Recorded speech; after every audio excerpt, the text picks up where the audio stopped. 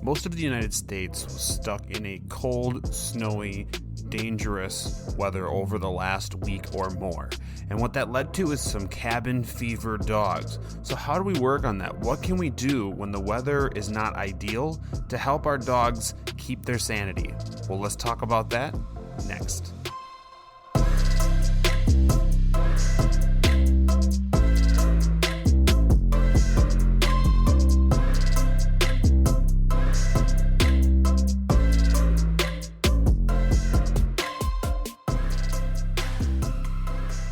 All right, let's get this week's episode going. Hey everybody, my name is Jake. I'm from OnDog Training Academy. We are an online dog training business. We do one-on-one coaching. We have a course out called Welcome Home. It's to give you guys that head start you need with your new edition. And if you got one over Christmas, hey, this is a good time to probably get that course. Check it out on OnDogTrainingAcademy.com. What we're going to talk about today is, and you might say, well, this is too little too late, right? But it's not, because you know what? As I'm recording this, and if it's a spoiler, it's a spoiler. I'm recording this before, obviously, Thursdays when we do launch this. It is December 28th. We just got through some really nasty weather where we live, and we weren't able to have the dogs out, and we weren't able to do a whole lot with them outside where they were used to being able to run around, play, and have fun.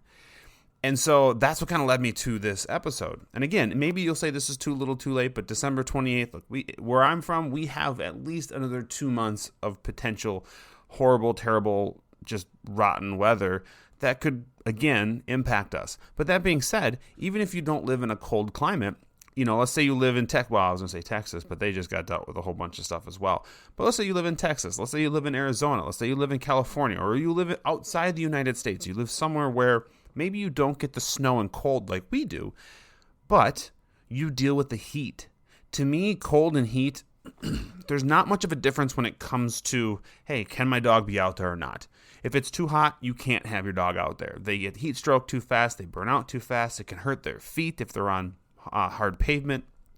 And if it's too cold, same thing. Hurt their feet if they're on hard pavement, but then their feet get frozen. They could run the risk of frostbite. So really, whether it's hot or cold, this episode's going to be for everybody, just because we're going to talk about cabin fever. People get it, and you know what? Your dogs get it too, possibly even worse than us, because you know what? We can do a lot to entertain ourselves. Dogs, not so much without our help. So let's first talk about what cabin fever is.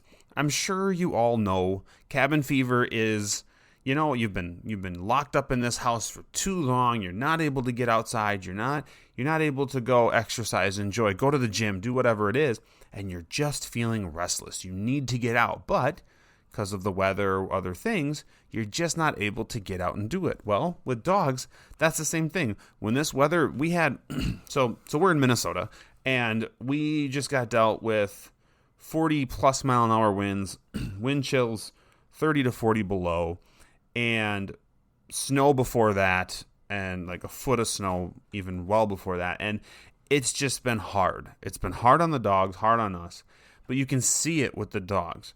They can't be outside because as soon as they go outside, they barely have enough time to go pee or poop or both before their feet start to hurt. And you see them just scrambling. As soon as they get done, they want to come right back in the house. And, you know, typically, especially for us with our training dogs, typically we're giving them 10, 15, 20 minutes, if not more at a time, to just run around, play, have fun, burn that energy off. And without getting that, that's when that restlessness starts to kick in. So you'll see dogs that are restless. They don't seem to be able to relax. So, you know, you'll see a dog lay down, then they get up and sniff around. And then they may grab a toy and chew on it for a second. Then they drop that and go do something else. It's like they just can't settle. You might see a dog who's getting more destructive. Oh, my dog never chewed on the couch, and suddenly now they're trying to rip it apart. You might have a dog who's bugging you more, jumping on you more, almost doing a lot of like attention-seeking behaviors. You know, you'll see a lot of that. You might actually see excess chewing, licking of their feet. Sometimes I don't like the term, but it's kind of like self-mutilation where they're bored, so they start to like chew on their feet, they chew on their nails, they chew on spots on their body, they obsess. They get a little OCD because you know what? They just have all this pent up energy that they need to get rid of, and it's just kind of focusing in the wrong areas. You might see behaviors pop up that you've either haven't seen in a long time or maybe haven't seen at all, where the dog's wanting to play keep away, the dog's getting a little bit more reactive to you, not as willing to work with you. These are all signs that, you know what, maybe my dog has too much energy. And while I'm talking about cabin fever, I know I mentioned before about, well, the weather, it's too hot, too cold. Honestly, though, Christmas just went past. The holidays are going by. We're out doing family stuff. Dogs maybe aren't able to just be out as much in general. It doesn't matter what the weather is. Maybe your schedule at work just got so busy that week that the dog has just spent more time in their kennel than normal. So it doesn't even have to be weather. It can be just your situation. And so I don't want you to think, well, it's only weather related. It's absolutely not for your dogs. And so we need to start talking about, well, what can we do? Sometimes people go, well, you know what? I'm going to be gone for a long time. My dog's going to have to spend a lot of time in their kennel. So instead of kenneling them, I'm just going to let them be loose, because I just feel really bad that they're going to be locked away for so long. I will tell you, unless your dog's one of those dogs that is 100% trustworthy, which is kind of, I don't want to say rare, but it's not as many dogs as sometimes people think, I think that's a bad idea. Because remember, cabin fever, whether the dog's in a kennel or allowed to be loose, they're still not really getting a lot of energy outlet. If you ever put a camera out and you let your dog be loose in the house, watch what they do. They lay down, they sleep, they chew on a bone. These are things they do in their kennel as well. When you lock them up, is they'll lay down, they'll chew on a bone. It's not like they're going to run around, get a bunch of exercise, and when you come home, they're just like, well, I had quite the day. I ran around the house, I was doing some up downs, I chewed on a bone. They're not going to be like, now I'm tired and just want to relax. No, they're going to lay down and just sleep. You're not there to entertain them. And so a lot of dogs just go, okay, well, cool. I'm just going to sleep. And when you get home, then we'll maybe do something. So keep that in mind. Like, I don't think letting your dog have more freedom during those times is a good idea. I think it's actually more dangerous. You'll have those destructive behaviors. And with a kennel, at the very least, you're keeping your dog contained so they cannot do those things. Because, the chewing on your couch, yeah, it sucks, but it really sucks when the dog eats a bunch of the polyfill or whatever that's in your couch and gets an obstruction and needs that surgery. This is definitely something I've mentioned before in past podcasts.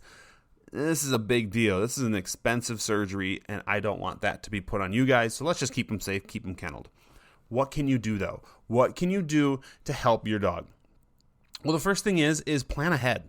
So if I know, and I know we can't always do this, but if I know, hey, we're going to have some time where the dogs are going to be spending more time in their kennel. So let's say New Year's. Let's say New Year's, something's going to go on and you won't be home.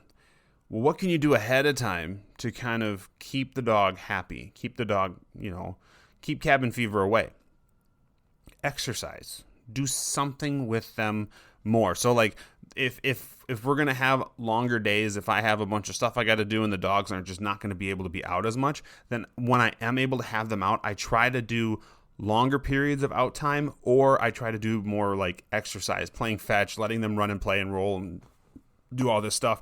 I change the schedule a little bit on them so they can get more energy outlet. Remember, dogs only need about an hour of good exercise a day to be satisfied. You might disagree, but I'm talking running, juking around, all these different things. Get that good muscle exercise and your dog will be happy for it. So I try to plan ahead. If you can plan ahead, and if you have a dog that's a good candidate for this, if you have an area you can bring your dog to, doggy daycares, I don't always recommend doggy daycares, but in this situation, if you have a dog that can do well in it, this would be one of those times where you're like, you know what? Let's send him to doggy daycare twice a week or 3 times a week instead of that once a week we normally do, because it's going to be some tough times coming up where he's going to have to be put more. Or if it's super cold out and you're still able to safely drive, or too hot out, maybe going to that doggy daycare a little extra is what's going to get that energy out that they just aren't usually able to get out, or aren't usually having to deal with because they can get it out at home, or you take them for walks or whatever. So just kind of think about that. Plan ahead. Be like, how can I do this? Now, I will say, I do a lot of, even though I have my own opinions on things, and obviously if you've listened to me for any stretch of time now, you can probably heard me say a lot of my own opinions on stuff, and I'm going to probably say some more today. I do a lot of research as well on topics that I'm going to be talking about because I want to make sure that I'm well-rounded, or as well-rounded as I can be, understanding kind of what other people might be saying about stuff. And obviously, I don't ever think I know everything. Contrary to what some of my friends sometimes tell me, I am not a know-it-all. Well, whatever. So I do a lot of research, and I look at a lot. I read a bunch of different articles, and there's a lot of things about interactive toys. So you got Kong wobblers, you got these puzzle games, you've got all these things, and you know what? I think they're great. I absolutely think they're great, and they are something that you can add to your toolbox to aid you in keeping cabin fever at bay. But I don't want you to be buying stuff, these interactive toys, and be like, this is going to replace the exercise. This is going to do it for me, because it won't. You're going to have to still be involved to some degree. This is why I said plan ahead. Plan ahead, because you know what? Maybe if you wake up an hour earlier in the morning and spend that time playing with your dog, exercising, whatever, that's going to be what does it to keep cabin fever away. Anyways, so, there's interactive, there's dispensers, food dispensers, different things like that work fine. I don't mind them. And you can make your own little games. You do things like that. I don't mind them, but I want you to really think about that as just one piece of many different things. Taking Kongs and freezing peanut butter, if you feel like we feed raw food, so we could take a little bit of the raw food or take some peanut butter or whatever and throw some kibble and mix it together and put it in a Kong, freeze it, giving your dog more time or more work to get that stuff out. That's all fine. What I really like to do when it comes to cabin fever or working inside with my dog is I'm going to try as best I can to work on A, their body, and B, their brain. You might say, well, puzzle games do that. They do. They do that. But I'm going to try and do it a little different. Instead of, if my dog's saying, hey, I'm bored, I want to do something, I'm going to go, all right, you know what? Let's work on some skills. And it doesn't mean, okay, well, we're going to do sits and downs and stays. Maybe you want to go and work on something new and fun, and you want to teach them, go on your bed, lay down and stay. Or you teach them, like with Luda, I'm pretty sure a lot of his quote-unquote tricks of getting the remote or fetching us the blanket or putting things in the recycling bin, that came from times where we just really couldn't get outside as much as we wanted to, and we're like, you know what? We're going to work your brain, but we're going to work your brain in a different way. We're going to really teach you some new, useful things. And that's the key, in my opinion, is, these brain games, it holds the dog off for now, but you know what? In my opinion, if I can take that time and I can say, we're going to teach you a new trick. And when I say trick, I don't mean shake or roll over or any of that stuff. I'm not a huge fan of those, and I really don't teach those commands to dogs until they have a really solid foundation of training, and that, to me, is typically no earlier than a year old. I don't like dogs. I don't say I don't like dogs. I just don't like to teach dogs those style of tricks. I'll teach tricks that I find more useful, like I mentioned, putting recycling away, getting a remote, getting a blanket. Jenny taught Luda how to grab a tissue from the tissue container and bring it to her IB. It might be a little bit soggy, but he brings it, and it's still useful and fun. And the reason we do that is because when you teach them and you work that brain, and you're like, we're going to teach you a bunch of new things, what that does is that sets you up for the future for cabin fever keeping it away. That sets you up for the future, meaning you're incorporating your dog into more life things. So every day for Luda, when we go to feed him, he has to go get his bowl. It's a metal bowl and it's heavy, but he does it. He grabs the bowl, he brings it to us, he gives it to us. And then he gets the remote control for us and all this other stuff. And what's really nice is him having jobs that aren't weather dependent, keeps his brain busy. If he's only like, I go out in the yard and play, and then I come inside and I don't really do anything, and I'm just a dog hanging out, which if that's what you want, that's cool. But by teaching these other tricks, you can just say, well, you know what? Yes, it's cold outside, but you're going to get enough work inside by doing these other skills that it's not going to be as big of a deal. Now, let's say you can't go outside, but your dog really needs that physical activity. Because what we just dealt with here in the Midwest is we had, 3 or 4 days minimum that we literally really couldn't go outside. It was so cold, so windy, there was a blizzard, all that stuff. We just couldn't go outside. And people from the South who are dealing with the really bad heat stuff in the summer are probably like, well, 3-4 days, that's nothing. But the little trick games and stuff worked for about a day, maybe day and a half. And then Luda looked at us and he's like, dude, I need to burn some calories. Like, this brain stuff is fun, but I need to burn calories. So then it was, okay, what do we do? And so what I started doing is we started playing in the house. Now, when I say playing in the house, I don't mean rough housing, being crazy, anything like that. Everything was still semi-structured. If you have stairs, you can play fetch. Use the stairs as fetch. You're adding, not just run down a flat surface, go pick the thing up, bring it back to me. You're saying, hey, use those muscles to get down the stairs. Use those muscles to get up the stairs. And personally, I like the dog to run up the stairs if you can. If you can't do it, it's fine. Throw the ball downstairs. I like to throw the ball or throw the toy up the stairs and have the dog run up the stairs to get it and then come back down, because typically coming back to you, they're slightly calmer. And when they leave you to go get the thing, they're super excited. I don't want a dog stumbling and falling down the stairs because they're running too fast to try and get the ball. I'd rather have them work really hard and work those muscles hard to climb the stairs. It's no different than climbing a hill, really, when it comes to muscles used and everything. But this is a good way to tire them out. You can play tug of war with them. You can do doggy push-ups with them, like sits and downs. Again, you're working their brain, but you're also getting their body moving. You can do kind of a hybrid where you could hide treats or something. You can teach your dog find it, so that the dog is kind of trotting around the house, really working, and that movement's going to start to physically tire them out, as well as the brain power of trying to figure out and sniff out where you hid the stuff. So there's a lot of things you can do. What I don't want you guys to do is just kind of get complacent and be like, you know what? Meteorologist so-and-so said, well, we shouldn't go outside, so I guess everything is shut down. We have to keep in mind we have animals that are really dependent on us keeping them happy. They cannot just sit down and watch a movie. Yeah, the dog might look at the TV screen a couple times, tilt their head, super cute, but you know what? They're really not engaged in the movie. They don't care.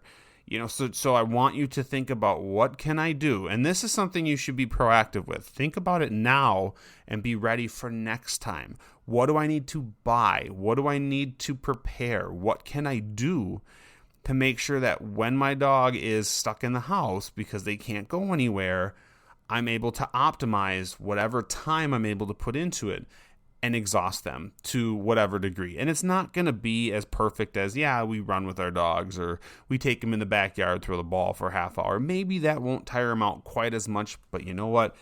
You're keeping your dog under that cabin fever level that's going to just get you through it. We all just have to get through the crappy weather we deal with.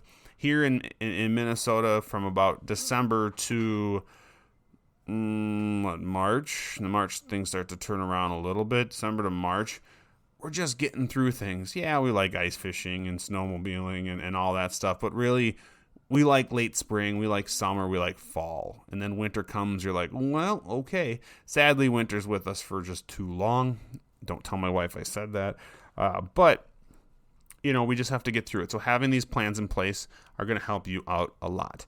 So guys, you can always run a quick Google search on this if you need more help. If you guys are like, hey, I do have a new dog or I just have a dog who needs a lot more training and you need help, check out our website, ondogtrainingacademy.com. There you're going to be able to see our one-on-one coaching. That's all done virtually.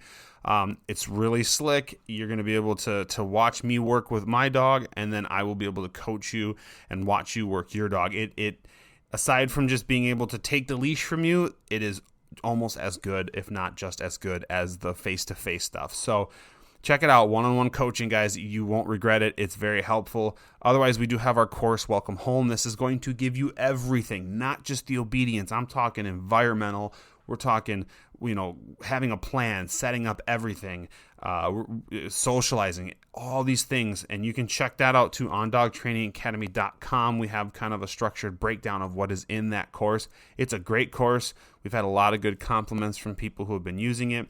Check it out, guys. Hopefully this episode was helpful for you as well. Check us out on our socials. We have our Learn, Laugh, Bark podcast Facebook page. We are on Instagram with OnDog as well as Facebook with OnDog, so check us out. Those, I will put links to that stuff in the description of this episode. So, guys, thank you so much for listening this week. I really hope your holidays went well. See, Thursday, not quite New Year's. Hopefully, if you're listening to this before 2023, well, hopefully you guys have a good New Year. And I guess I could use the corny dad joke and say, well, hey, guys, we'll see you next year.